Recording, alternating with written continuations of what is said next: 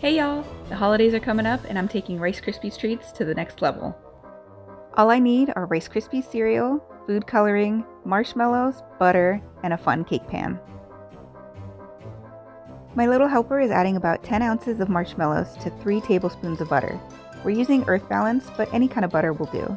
Then we'll pop it in the microwave for about 3 minutes. You can also do this on the stove if you want.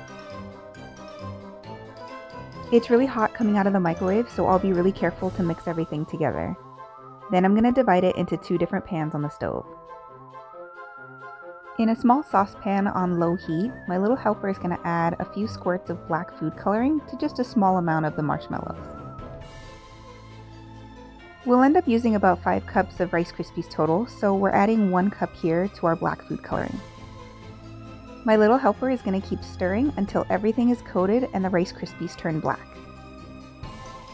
Now my little helper is going to do the same thing with the rest of the marshmallows and the Rice Krispies, but with orange this time.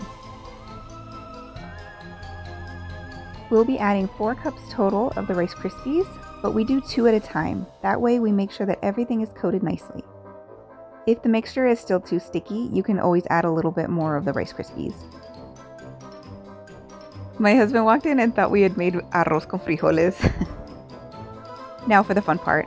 I'm going to show you our little trick that works for any kind of cake pan mold. We're going to stuff the underside with the black Rice Krispies treats. Then we'll let it sit for just a few minutes so it hardens. Because these pieces are smaller, they will tend to get a little bit harder. Now we're going to just cover it with some parchment paper, but you can use a pan or a plate or whatever you have. And then we're going to fill it with all of our orange Rice Krispies treat. Now that the pan is filled, we'll go ahead and smooth it out and make sure that we have plenty of room for the eyes, nose, and mouth.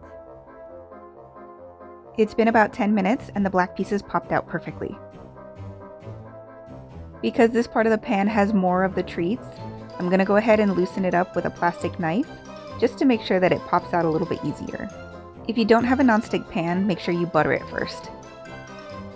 Now that everything's out of the pan, my little helper here is going to put everything back together. I really hope you enjoyed cooking with cariño. Happy holidays!